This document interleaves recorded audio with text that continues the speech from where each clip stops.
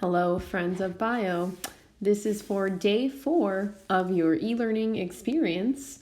Today we're going to recap your biochemical evidence for evolution lab, and then we'll do an intro of the structural evidence for evolution. So, by the time we're done with this, we'll have fossil evidence done, biochemical evidence done, and we'll start taking a look at the structural evidence for evolution. So the lab was talking about how we can look at amino acid sequences between different organisms to figure out how closely related things are. So we know that biochemical means molecules, right? So the molecules we're looking at are amino acids, and what codes for amino acids is DNA, right? So when we get these little changes in DNA, when we get mutations in DNA, it's going to lead to differences in amino acid sequences among different organisms. Okay, so that is how we got some of the changes that you highlighted in the hemoglobin amino acid sequence was those mutations. Okay? And biochemical evidence is the most complete piece of evidence we have for evolution, okay? Because we can compare any different species we want, any two species we can compare because we all have the same DNA, the same code of life. All right, so from our data table, we should have seen that humans have very few differences in their hemoglobin amino acid sequence to chimps, and more differences with, let's say the kangaroo. Okay, so what we could assume from that with part A is that humans are more closely related to chimps and gorillas than they are to a kangaroo and a horse, because our amino acid sequences are more similar. Okay, so the fewer the differences, the more recent we shared a common ancestor with that organism. So because we had 0 differences with a chimp, it means us and chimps shared a common ancestor really recently. For the cytochrome C, which was this here, this is a different protein, we saw that once again, the chimp has no differences in its amino acid sequence when compared to the human. So when we say which two are most related to the human, once again, it's chimps and also monkeys. Monkeys only had about 1 difference, okay? Because they have the fewest amount of differences in their cytochrome C, so they are more closely related. And then here, when it comes to finally making a cladogram, right? This type of stuff is what scientists would use to make a evolutionary tree like this.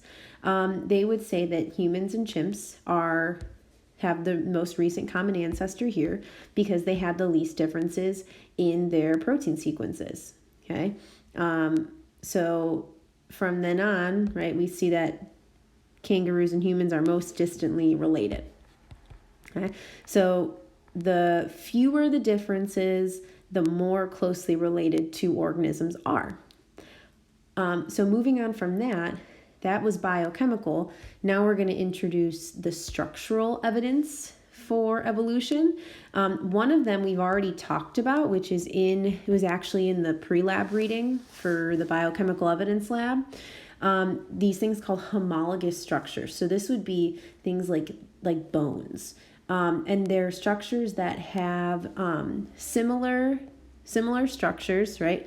But a different function. So this would be like the forelimbs of the human, the cat, the whale, and the bat.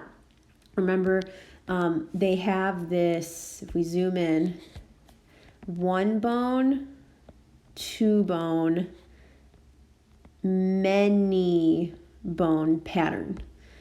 And all of these limbs perform different functions, right? Humans use their arms to grab. Cats use their limb to walk. Whales use it to swim. And bats use it to fly. But they all have the same structure, the same pattern. So does it show common ancestry? Yes, it does, because that same underlying structure is still present in all these different limbs that have different functions for different organisms.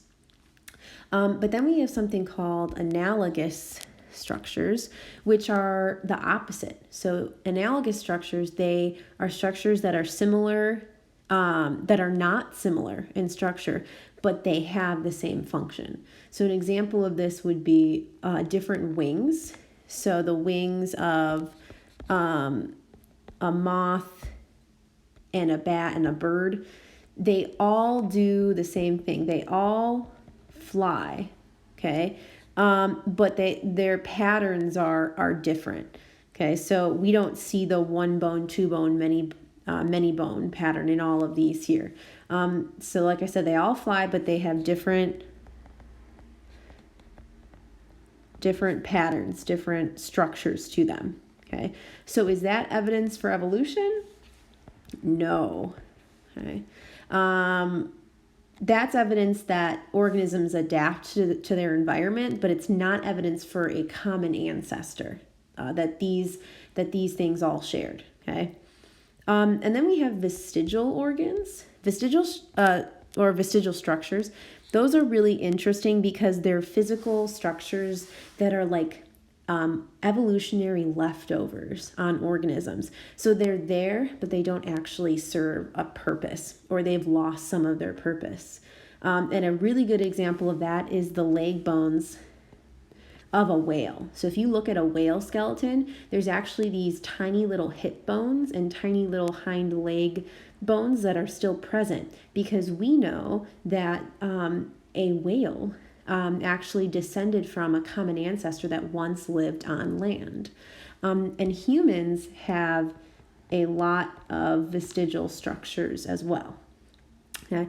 One good example would be the tailbone. So we don't need a tail, but that's a leftover from our common ancestor, the monkey. Okay. So yeah, those are definitely evidence for common ancestry because they're leftover structures. And then the last piece of evidence is pretty cool. The fact that in the womb, like in development, totally different species actually look the same before they are born. So for example, here is a chicken and a human. Look how similar the chicken and the human look in like just a few weeks of development in the womb. And what's interesting is that they both have these fish-like gills, like right here, okay? Chickens and humans don't have, gills. They don't need to breathe underwater, but they still have them. They're an evolutionary leftover from our way back common ancestor, which is the fish, okay? Because we think that the first life evolved in water. So that is definitely evidence for a common ancestry between many different living things. So there is some more evidence for evolution. Hopefully you are thoroughly convinced. So what you're going to do now is make sure your biochemical evidence lab is submitted that we talked about before, and make sure you use this Edpuzzle to help you fill out your Google form structural evidence checkout. So just Google form assignment for today. And I will see you tomorrow, guys. Have an awesome day.